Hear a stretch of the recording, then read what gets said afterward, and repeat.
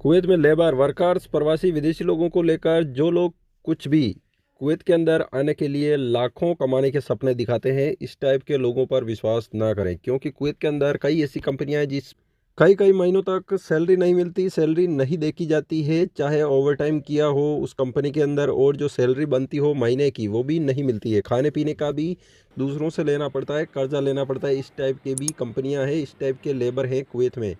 कई सारी ऐसी साफ़ सफाई करने वाली कंपनियां हैं, क्लीनिंग कंपनियां, जिनकी सैलरी टाइम से नहीं मिलती, कई कई महीनों तक वेटिंग करना पड़ता है।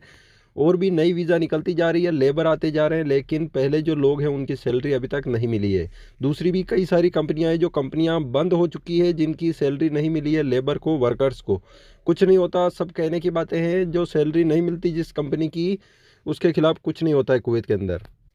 क्योंकि सबसे ज़्यादा लोग, लगभग 50% कुवैत में ऐसे लोग हैं जो जिस कंपनी का इकामा है या फिर खादम का इकामा है तो भी बाहर काम करते हैं। जिस कंपनी का इकामा है उस कंपनी में काम नहीं करते, दूसरी जगह काम करते हैं। इस टाइप के बहुत ही ज़्यादा लोग भरे हुए हैं कुवैत में।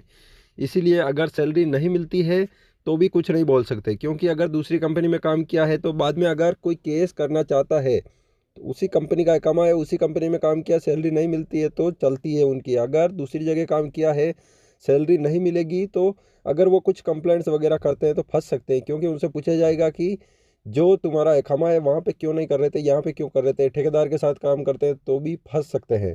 क्योंकि बाद में हो सकता है सैलरी दिला के उनको वहाँ से कुवैत से निकाल दिया जाएगा, डिपोर्ट कर दिया जाएगा। इस टाइप से होता है।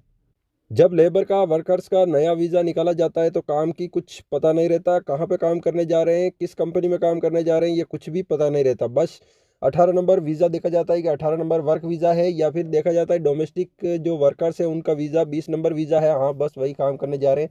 एकामे का पैसा दिया और एकामा लग जाता है, कहाँ पे काम कर रहे हैं ढूंढ के कुछ पता नहीं।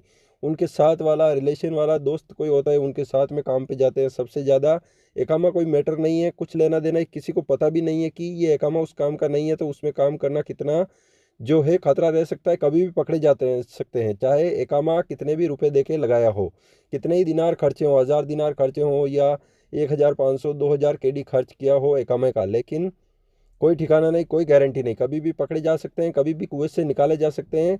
जो इतना दिनार खर्च किया वो वापस कोई नहीं देता। क्योंकि ये जो बीच में लोग लेते हैं, या फिर जो कुवैती इकामा लगाता है वो लेता है, या दूसरे स्पॉन्सर होते हैं वो लेते हैं, जो भी इकामा लगाते हैं वो। कई सारी फर्जी कंपनियां इस मामले में लगातार पकड़ी जाती हैं। हर साल कितनी सारी इस मामले में सिर्फ इकामा लगाती है लेबर का और छोड़ देती है बाहर काम करने के लिए। तो इस टाइप से बहुत सारा होता है। तो ये बात ज़रूरी है ध्यान रखना, नए वर्कर्स कुवैत में आते हैं तो। कुवैत की और भी इंपॉर्टेंट ज़रूरी खबरों के लिए चैनल को सब्सक्राइब ज़रूर करें ताकि खबरें मिस ना हो।